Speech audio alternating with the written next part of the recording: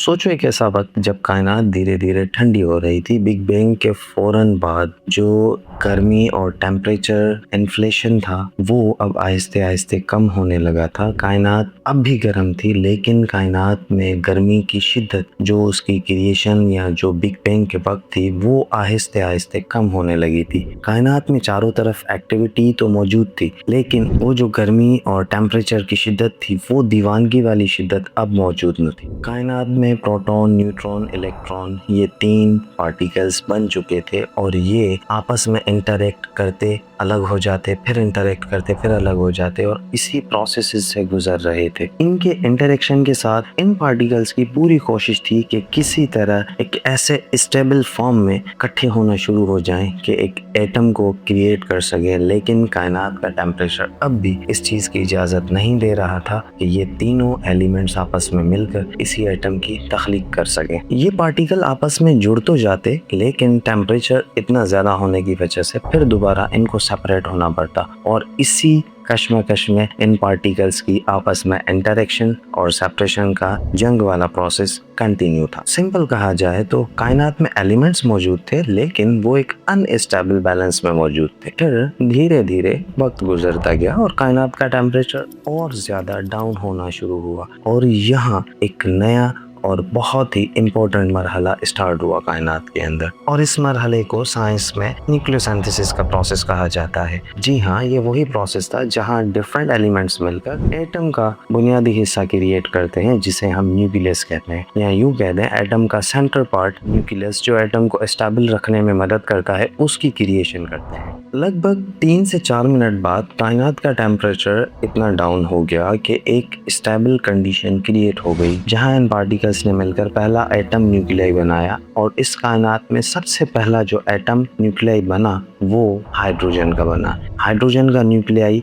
वो न्यूक्लियाई था जो सिर्फ और सिर्फ प्रोटॉन पर बेस्ड था, लेकिन आगे चलकर इसी न्यूक्लियाई के साथ कुछ और पार्टिकल्स का इंटरेक्शन हुआ और उन्होंने हीलियम का भी न्यूक्लियाई बना दिया और इसी के साथ साथ ही बहुत ही माइनर क्वांटिटी में लिथियम का भी न्यूक्लियाई क्रिएट हो चुका था। ये वो मरहला था जहां कायनात ने अपने सबसे पहले केमिकल इंग्रेडिएंट्स खुद तैयार किए थे। सोचो ये छोटे छोटे न्यूक्लियाई स्पेस में हर तरफ घूम रहे थे, प्रोटॉन, इलेक्ट्रॉन, न्यूट्रॉन की मदद से बनने वाले न्यूक्लियाइज, और आगे चलकर इन्हीं न्यूक्लियाइज ने पूरी कायनात की तकदीर लिखनी थी। और यही वो माइनर से न्यूक्लियाइज थे, लिथियम, हाइड्रोजन और हीलियम के, जो आगे चलकर इतने बड़े बड़े स्टार्स का फ्यूल बनने थे। जी हाँ दोस्तों, इन न्यूक्लियाइज के अंदर इतना पोटेंशियल मौजूद था कि इन्होंने आगे चलकर स्टार्स का फ्यूल बनना था और स्टार्स बनने के बाद इन्होंने गैलेक्सीज, प्लैनेट्स और इन सब का भी वजूद रखना। एक और हैरत अंगेज पहलू यहाँ ये है स्टडी करने के लिए कि कायनात में मैटर के साथ साथ जिस तरह एंटी मैटर बना, उनकी एक जंग छिड़ गई थी, लेकिन साइंटिस्ट आज भी इस बात को लेकर काफी कंफ्यूज्ड हैं कि आखिर जो एक्स्ट्रा बचने वाला मैटर था वो इस कायनात में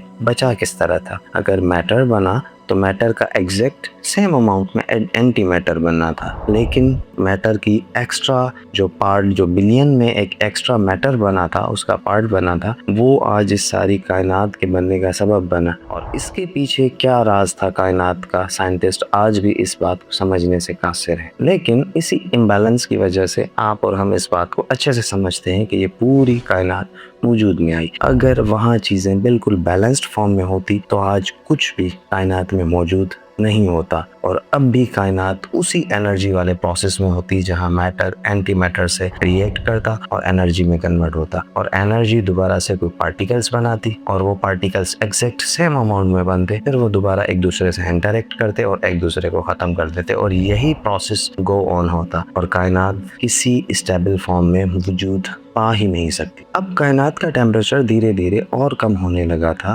न्यूट्रॉन प्रोटॉन के गिर्द स्टेबल फॉर्म में इकट्ठे होना शुरू हो गए थे, लेकिन कायनात में अब भी एक चीज़ मिसिंग थी। जी हाँ बिल्कुल, एक कंप्लीट एटम स्टिल मिसिंग था। कायनात में एटम के न्यूक्लियाई तो बन चुके थे, लेकिन एटम खुद स्टिल मिसिंग था और यही वो कायनात का ब्रिज पॉइंट था जहाँ पर न्यूट्रॉन प्रोटॉन्स ने मिलकर और न्यूक्लियाई की हेल्प से ایک ایٹم کی طرف اپنا سفر شروع کیا تھا. تو اس لیے اگر ہم اس اسٹیج کو سمجھیں تو یہ کائنات کا ٹرننگ پوائنٹ تھا جہاں کائنات انرجی سے ایک پراپر میٹر کی طرف کنورٹ ہونی تھی.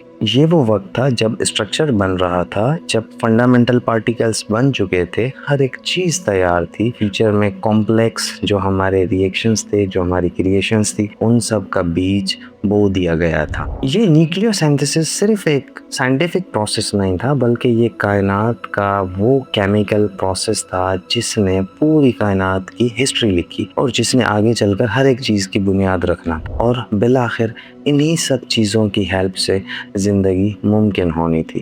آج ہم کسی پتھر، پیڑ یا کسی ایسے ایلیمنٹ کو جو کائنات میں پہلے سے موجود تھا اس کو ہاتھ لگاتے ہیں تو آج ہم صرف ان چیزوں کو ہاتھ نہیں لگاتے، بلکہ دراصل ہم اس ایٹامک نیوکلیائی کو ہاتھ لگا رہے ہوتے ہیں، اس کو محسوس کر رہے ہوتے ہیں جو کائنات کے بالکل بنیادی مرحلے میں بنے تھے. جی ہاں، بالکل یہ سب چیزیں انہی ایٹامک نیوکلیائی کی وجہ سے موجود ہے جو ہم نے کائنات کی اسٹارٹ کے پروسیسز میں سمجھی. اور اسی طرح ہمیں یہ سمجھنا چاہیے اور ایکسیپٹ کرنا چاہیے کہ ہم صرف کائنات کو دیکھ نہیں رہے، ہم کائنات کا وہ حصہ ہیں جو اس کی کریشن کے بعد اسٹارٹ ہوا. اور کائنات آج بھی جس طرح ایکسپینڈ ہو رہی ہے تو ہم اسی پروسیس کا ایک پارٹ ہے.